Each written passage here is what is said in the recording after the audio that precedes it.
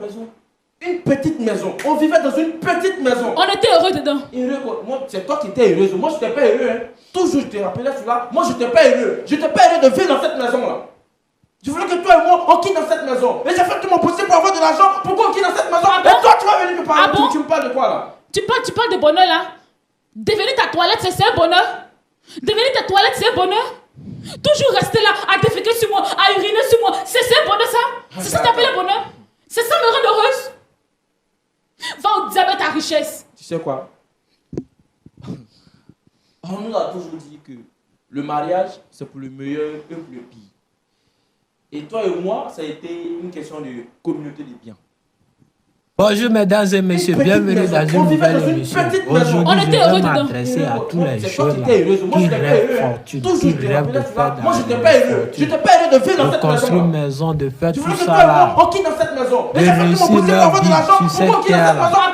On n'oubliera que quoi? Tu parles de bonheur là? Après la mort là. Devenir ta toilette, c'est un bonheur? Voilà, devenir ta toilette, c'est un bonheur? Toujours rester là, à déféquer sur moi, à uriner sur moi, c'est un bonheur ça? C'est ça t'appelles le bonheur? C'est ça me rend heureuse? Il n'avait pas d'argent, la galère, tout ça là. Donc il a décidé lui-même de rentrer dans une organisation secrète. Le mariage, c'est pour le meilleur et pour le pire. Et là, ce qu'on a demandé, c'est qu'il fait ses besoins intimes, là, tout ça sur sa femme. Une petite maison. Elle a la femme est fatiguée. On était heureux dedans. C'est toi qui étais heureuse. Moi, je n'étais pas heureux. Donc, je vous laisse regarder cette vidéo. Moi, je n'étais pas heureux. Je n'étais pas heureux de vivre dans cette maison-là. Tu veux que toi et moi, on quitte dans cette maison. Et j'ai fait tout mon possible pour avoir de l'argent. Pourquoi on quitte dans cette maison? Et toi, tu vas venir me parler. Tu me parles de quoi là? Tu parles de bonheur là? Devenir ta toilette, c'est un bonheur? Devenir ta toilette, c'est un bonheur? Toujours rester là, à déféquer sur moi, à uriner sur moi, c'est un bonheur ça? C'est ça t'appelles le bonheur? C'est ça me rend heureuse? Dans l'organisation que je suis rentré, il n'y a pas de sacrifice humain, ou bien il n'y a pas ça, il n'y a pas ça. On fait pas ci, on fait pas ci. Le mariage, c'est pour le meilleur et pour le pire. Je vous laisse regarder la vidéo. Et toi et moi, ça a été une question de communauté des biens. Shalom. Vous allez bien, j'espère. Oui, tout va bien. Vous m'avez l'air un peu fermé, là. Alors, ça va. Je rappelle que vous êtes Monsieur Sébastien. Oui, Monsieur Sébastien. D'accord. Moi, je suis Roland Sombo, présentateur de l'émission Point d'accord. Vous avez le pasteur Jean-Yves Tchoumou qui est là. Et vous avez été sollicité sur le plateau par cette dame juste en face de moi. Comme je demande à tous ceux qui viennent sur le plateau, est-ce que vous la reconnaissez?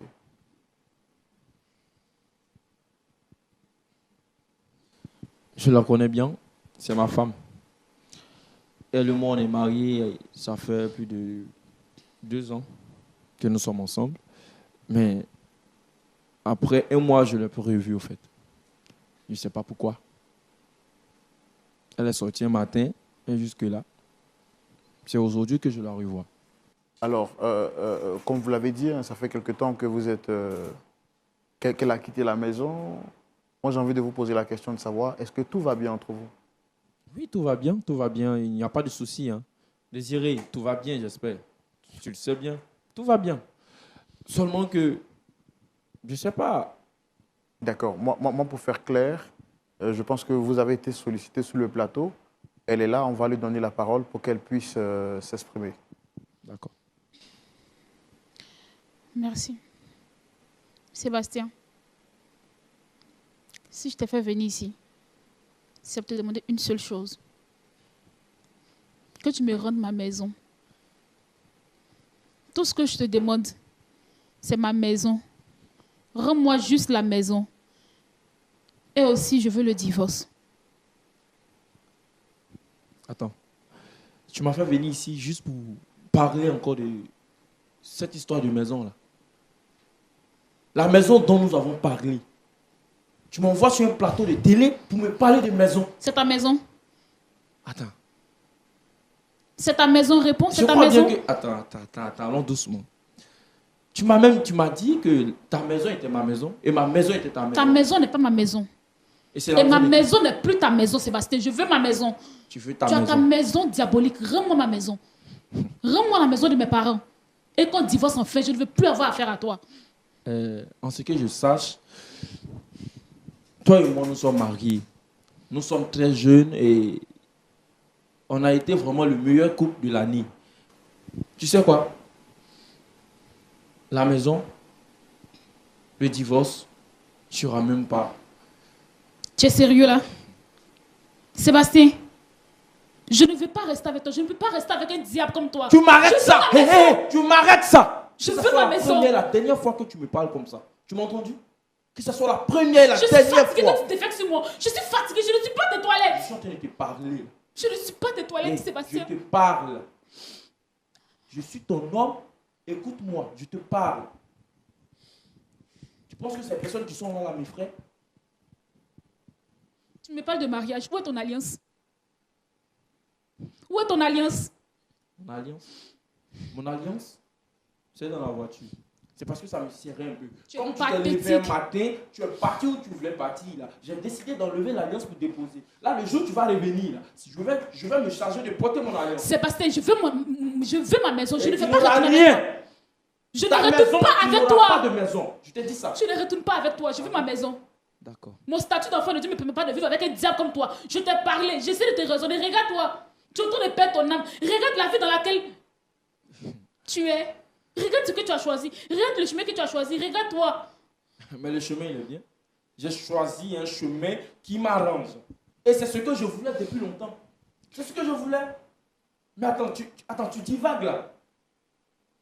Donc toi, tu voulais que moi je reste dans la pauvreté?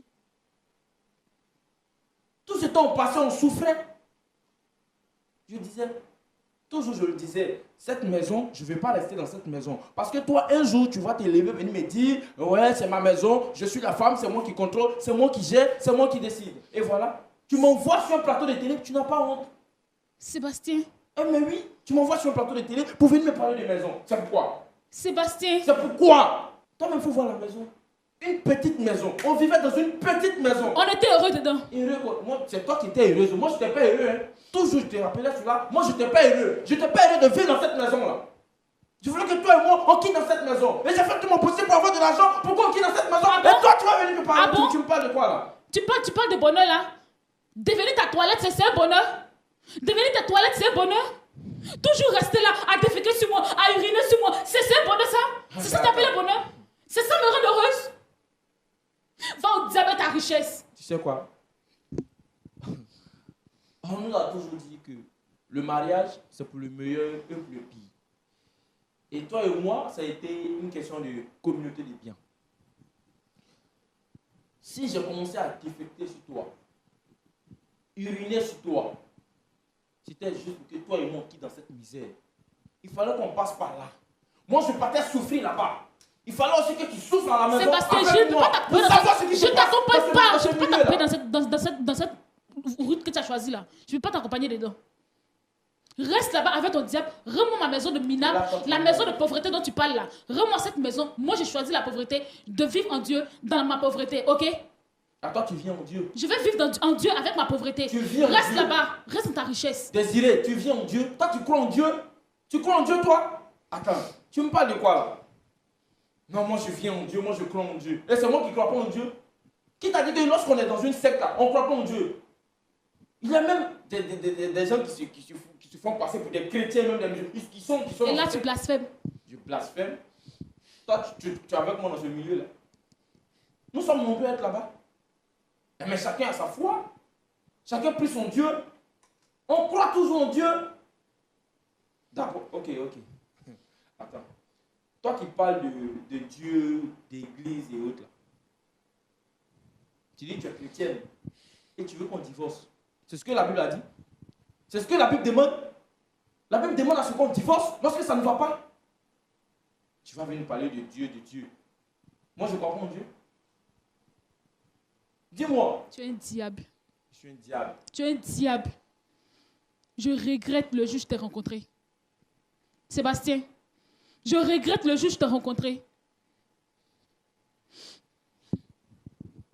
On dit femme ingrate, là, c'est ça qu'elle a là. S'il te plaît. Tu es vraiment ingrate. S'il te plaît. Tu n'es pas reconnaissante. S'il te plaît. Je dis que tu n'es pas reconnaissante. Reconnaissance? Oui, tu n'es pas reconnaissante. Moi, je t'ai aidé dans tout. J'ai tout fait pour que toi, tu sois à l'aise. Et là, tu vas venir me devant la télé. Non, mais il ne faut pas faire ça. Sébastien. Il ne faut pas faire ça. Déféquer sur moi, c'est une reconnaissance? Mais c'était pour que toi... Me laissez vivre dans la douleur, dans l'ignorance. D'accord. Vraiment, je suis vraiment désolé de ce que vous vivez tous les deux. On a pris quand même le temps de vous écouter pour savoir de quel côté se situe la vérité. Monsieur Sébastien, vous avez dit tout à l'heure que vous croyez en Dieu et justement vous êtes chrétien, c'est ça? Oui.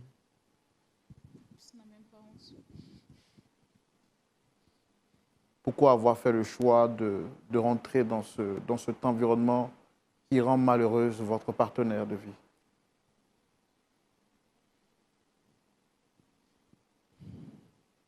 Au fait,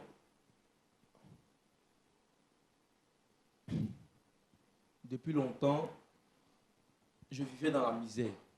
Et le moment, c'était difficile d'avoir... C'était très dur de vivre, au fait. On n'arrivait pas à joindre les deux bouts. Mon boulot ne me permettait pas de pouvoir gérer. À peine on mangeait. Comment faire pour trouver de l'argent pour pouvoir même acheter des vêtements pour elle? J'arrivais pas. J'avais pas les moyens. Mais c'est elle qui organisait les sorties, on fait ceci, cela. En tant qu'un homme, j'ai ma dignité. J'ai ma dignité. Donc moi, j'ai décidé comme ça d'appartenir à ce mouvement pour qu'elle et moi, on puisse vraiment vivre à l'aise. Vous voyez? Les gens ont tendance à dire que lorsqu'on va dans ce genre de milieu, on n'arrive pas à être à l'aise, mais c'est faux. On vit la vie. On vit la vie. Sur cette terre-là, il faut vivre. Et moi, je pense que ce choix que moi j'ai fait, vraiment, je ne regrette rien. Parce que c'est ce que je cherchais depuis longtemps. L'argent, je voulais l'argent. Est-ce que le salut de votre âme vous préoccupe? Effectivement, je prie Dieu. Et je sais, et même dans ce secte, on est appelé aussi à aller au paradis, là. Donc, je dirais que oui. D'accord, j'ai pris le temps de vous écouter. Je ne suis pas la personne la mieux indiquée pour nous départager la lumière de la parole de Dieu, vu que vous estimez que pour vous, c'est justement justifié de rester dans cette position. Votre épouse demande le divorce, veut avoir la récupération de la maison qui est son dû. Ben, justement, le pasteur Jean-Yves Tchoumou est la personne la mieux placée pour nous trancher la lumière de la parole.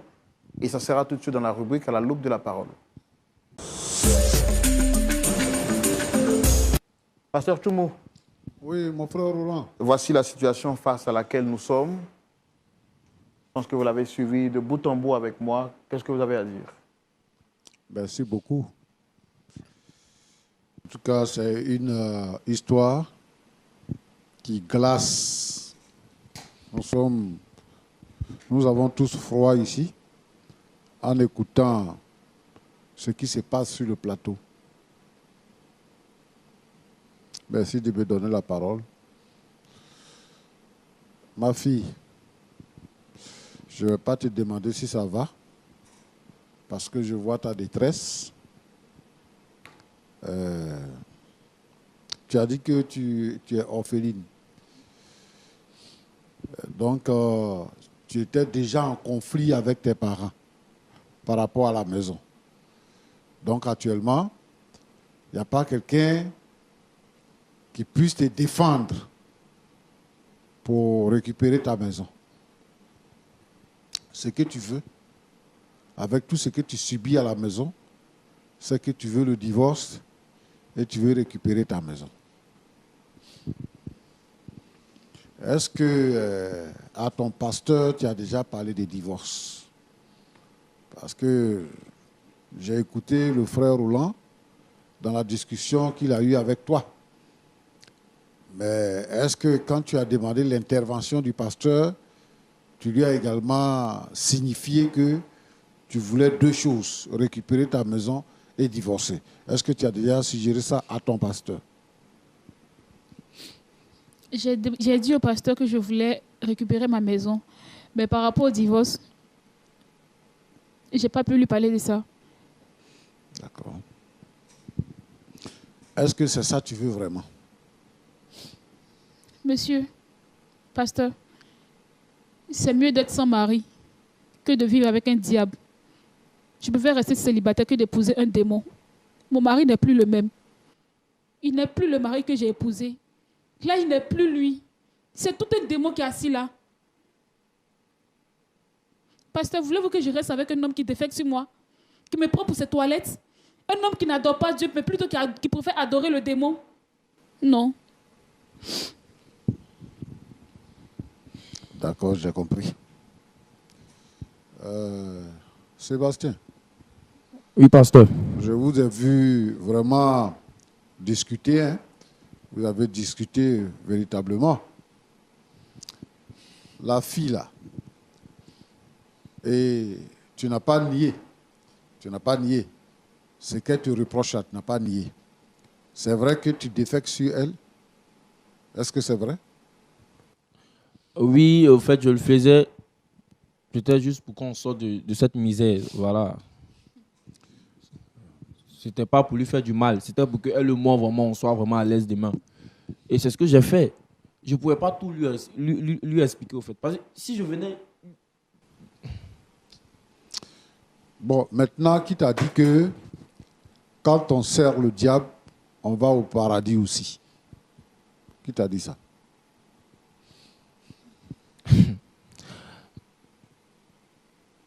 Je suis dans une secte, ça ne veut pas dire que je sers le diable. Une secte, est-ce que c'est forcément le diable qu'on sert là-bas? Qui on sert là-bas? Qui on sert là-bas? On sert quelqu'un, mais ce n'est pas le diable, au fait. Oui, moi je veux savoir c'est qui on sert là-bas. Parce que moi, je n'ai pas encore vu dans la Bible un verset biblique qui dit qu'il faut déféquer sur sa femme, il faut déféquer sur le lit. Bon, je n'ai pas encore vu ça dans la Bible. Hein. Donc, moi, je veux savoir de qui tu obtiens ça, qui tu sers là-bas, et quel est le chemin que tu as emprunté.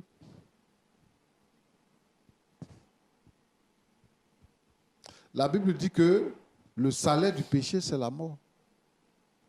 Tout ce qui n'est pas l'effet d'une conviction est un péché. Du fond de ton cœur, tu sais que la Bible dit que c'est de la sueur de ton front que tu trouveras ton pain. Mais je ne sais pas quelle est la stratégie, je ne sais pas non plus quelles sont les méthodes que tu utilises pour pouvoir gagner de l'argent. Ce que je sais ici, c'est que tu peux déféquer sur ta femme et que tu peux uriner sur ta femme. Mais à côté de ça, c'est quel travail que tu fais encore pour gagner de l'argent, beaucoup d'argent, en étant dans cette société secrète. Si tu es dans cette société secrète et que ce n'est pas un travail que tu fais, en ce moment-là, dis-moi pour que je sache. Non, mais je fais un travail. Je suis dans l'impôt-export, donc c'est ce qu'elle ne savait pas. Et donc, je ne pouvais pas tout lui dire, c'est ce que j'ai dit. Je ne pouvais pas tout lui dire. Effectivement, je défectais. Je faisais tout ça sur elle, mais ce n'est pas pour autant, elle va me blâmer. C'était juste pour notre bonheur, pour notre bien. Voilà. Il te reste combien d'années à vivre?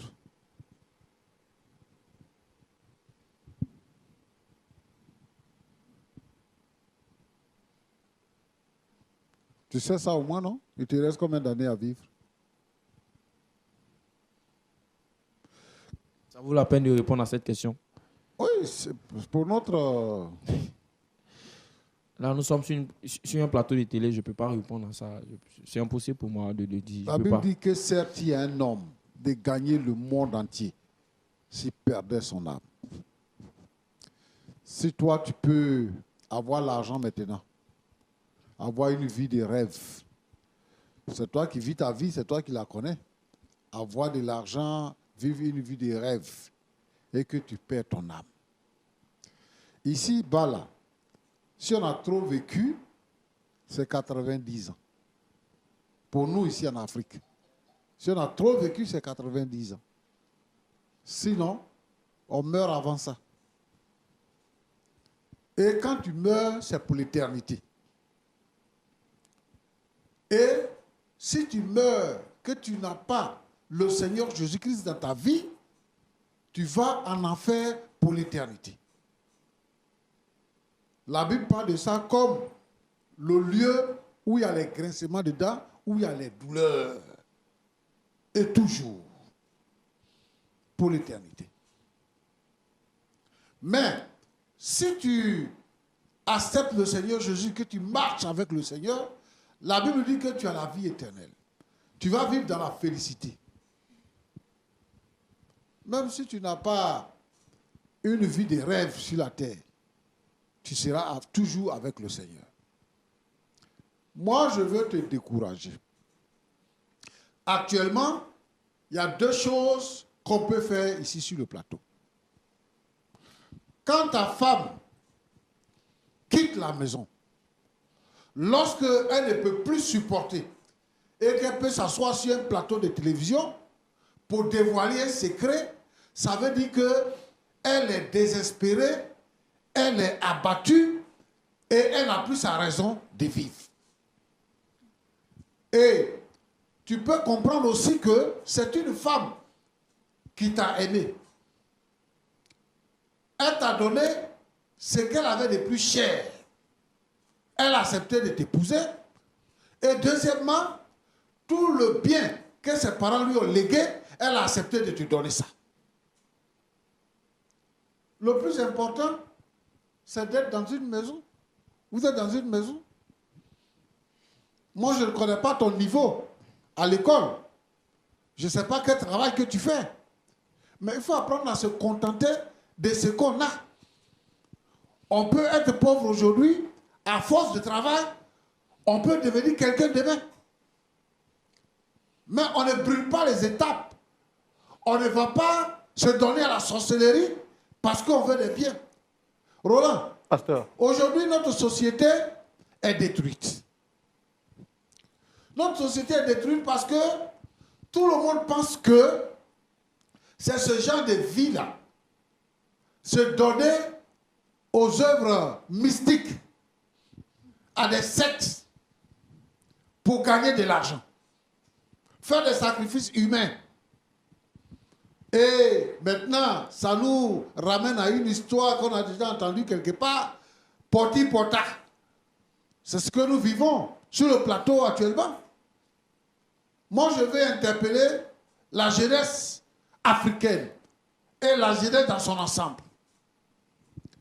Aujourd'hui, plus que jamais, c'est le temps de considérer les voies du Seigneur. Et je voudrais lancer un appel à notre société qui a cédé au diable, qui s'est livré au diable. Comme quelqu'un a l'habitude de le dire, le diable c'est un menteur. Et Jésus dit que il est venu pour détruire, pour égorger, pour voler. Le diable va voler ta vie. Le diable va détruire et il va te tuer. Aujourd'hui là, on voit des jeunes gens qui montent en puissance, dans la gloire. Et ils ne dépassent même pas 33 ans. Ils meurent. Quand tu gagnes tous ces biens-là, c'est pourquoi? C'est pourquoi tu gagnes tous ces biens. C'est mieux de vivre heureux avec ton épouse. Mon fils, je t'interpelle maintenant. Aujourd'hui, là, peut-être que tu es content de ce que tu fais. Je ne sais pas à quel niveau et à quel degré que tu es dans la secte là-bas. Mais écoute le cri de cœur de ta femme. Si vraiment tu veux emprunter un autre chemin, il faut la libérer. Parce que c'est parce que vous êtes chrétien que vous êtes mariés. Si maintenant toi tu ne veux plus être chrétien et que tu veux pratiquer une autre voie, donne-lui sa maison et donne-lui sa liberté. Mais tu peux te repentir, changer de vie, revenir avec ta femme, revenir dans votre maison. Le Seigneur Jésus dit que tous ceux qui sont fatigués et chargés, venez à moi, je vous donnerai du repos. Et Jésus dit, je ne mettrai point dehors celui qui vient à moi. Ce qui veut dire que, quel que soit le degré de sorcellerie, de pratique où tu t'es mis, si tu reviens au Seigneur, il te pardonne et il te donne la place qu'il te faut. Donc, reviens au Seigneur, répands-toi pour que tu sois heureux avec ta femme. Ma fille, que Dieu te bénisse. Je veux que tu persévères dans la foi et que tu ne te laisses pas intimider. Il y a beaucoup de filles aujourd'hui, beaucoup de personnes aujourd'hui qui sont faibles devant l'argent. Quand ils voient l'argent, c'est fini. Ils ne respectent plus rien dans la vie. Mais tu es en train de nous donner une leçon. Et je pense que le Seigneur ne va pas t'abandonner. Continue dans la voie que tu as choisie. Roland, Pasteur, que Dieu vous bénisse. Amen. Merci beaucoup, Pasteur Tchoumou. Vraiment, vos paroles sont remplies de vie, de puissance, d'autorité et de sagesse. Ces paroles nous font énormément de bien. Je pense que le mot de la fin revient à notre très cher ami que nous aimons beaucoup, M. Sébastien. Tout à l'heure, je vous ai vu argumenter avec le pasteur. Par la suite, vous êtes resté assez calme. Lorsque le pasteur s'est prononcé, est-ce que vous avez quelque chose à dire? Dans son propos, il a demandé à ce que vous puissiez vous repentir et revenir à de meilleurs sentiments.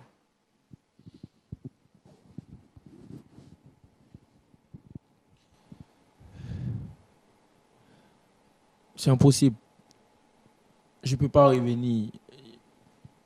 En fait, le degré où je suis arrivé, c'est impossible de faire retour. Je ne peux plus retourner. J'ai choisi cette voie, donc je vais l'assumer. Et c'est ce que je peux faire. Voilà. Peut-être je vais la libérer, mais moi, je vais continuer. S'il y a moyen de prier pour moi, qu'il le fasse, mais c'est déjà tard, en fait. Voilà.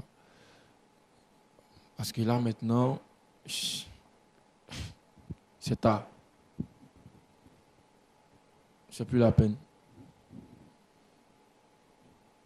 Vous dites que pour vous croyez qu'il est tard, mais le pasteur l'a dit que à Dieu tout est possible. Je dis le niveau c'est trop élevé même. Là où je suis arrivé, c'est pas possible. Je crois pas. Je suis pas sûr même que je...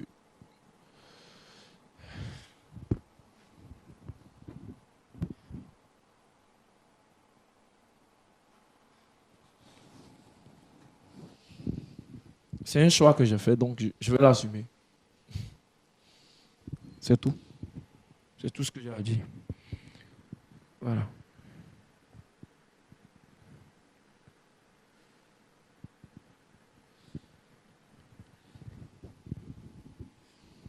C'est votre dernier mot, vous n'avez plus rien à rajouter?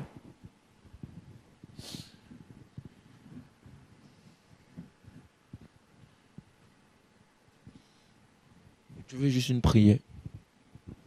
Juste une prière et c'est tout. Pasteur Tchoumou, il dit qu'il n'y a plus d'espoir pour lui. Avec le Seigneur, il y a toujours de l'espoir. Jésus est la solution. Aucune puissance, aucune autorité, aucune force n'est au-dessus de la puissance de Jésus. C'est vrai, le diable est puissant, mais Jésus est tout puissant. Et donc, tant qu'on est vivant, on respire encore, il n'est pas tard. Quel que soit le niveau, quel que soit le degré. Même s'il est le fils adoptif du diable, il peut changer. C'est un problème de choix. Si aujourd'hui il décide dans son cœur de quitter le camp du diable, il quitte le camp du diable. Et le diable ne pourra rien lui faire parce que le Seigneur Jésus-Christ va le délivrer. Moi, je comprends qu'il vit une misère et que où il est terrifié. Il a peur de mourir maintenant. Mais Jésus donne la vie. Il dit qu'il donne la vie en abondance. Non seulement tu as la vie, mais la vie déborde en toi, comme une source d'eau qui déborde. Moi, je demande à Sébastien, c'est inutile de dire juste une prière. Ce n'est pas juste une prière. La puissance de la prière déplace les montagnes, brise les rochers et ouvre la porte du ciel.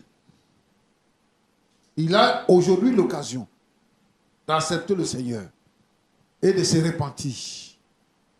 Et tous ceux qui m'écoutent, qui sont entrés dans des sectes et maintenant qui pensent que c'est trop tard pour eux, il n'est pas trop tard tant que tu es vivant. Et je veux maintenant que vous puissiez accepter le Seigneur Jésus-Christ. Nous allons prier pour que la situation change.